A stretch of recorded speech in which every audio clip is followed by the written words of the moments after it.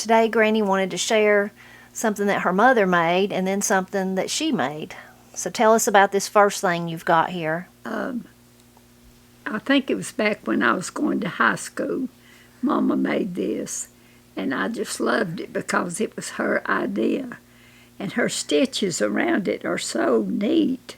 That one right there is kind of tore, but I tried to make this same stitch, and was really hard for me to make.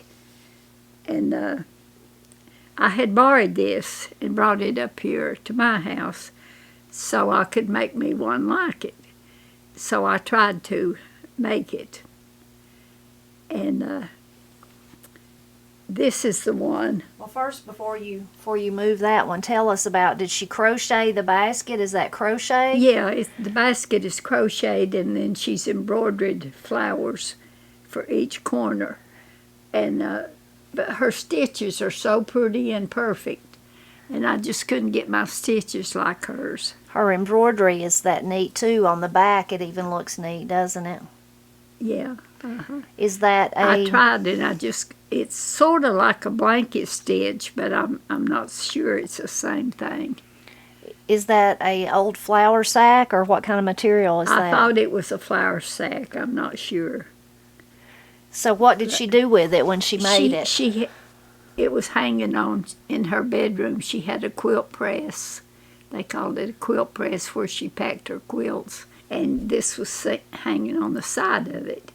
And she could put her hair nets and things in it like that. She used the basket for that, to store stuff in? Yeah, and I just thought it would be nice to show anybody that crochets could make one similar. And I had never thought about this. It was just Mama's idea that she came up with. Of course, I couldn't even crochet back then. I was in high school. So then you got to thinking about it and decided you wanted to make one too? Yeah, I had borrowed this from Mama so I could make me one. And mine's not exactly like hers. My thing here, the handle, mine's different because I didn't look good close enough and see the holes that's in this one, the design. And mine is just straight up. And this is the one I made. I had this piece of cloth that my husband's cousin gave me before I had my heart surgery, and it was like a prayer cloth.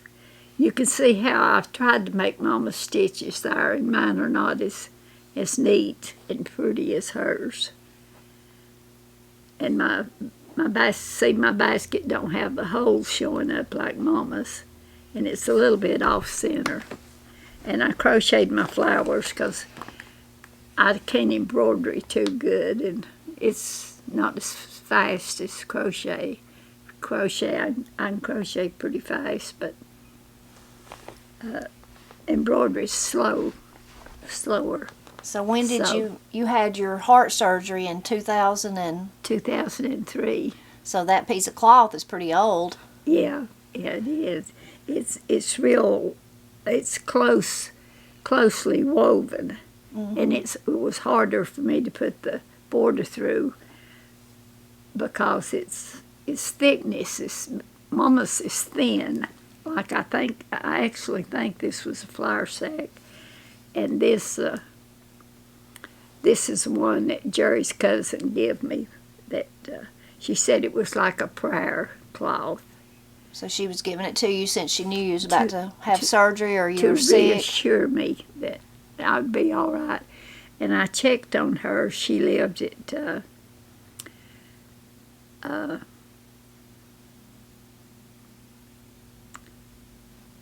can't think of the name of the place where she lived. Somewhere at Gastonia she lived. But she's passed away now. And her son is still living. I think she just had one son. But she had come one weekend out here and spent the weekend with me and Jerry and went to church with us. She was a real nice lady. So did you, since you thought that was a flour sack, did your mother use flour sacks a lot for different things? Yeah, she used them sometimes for dish towels.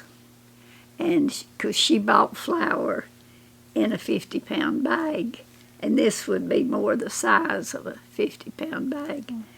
And she bought flour and cornmeal both in big sacks.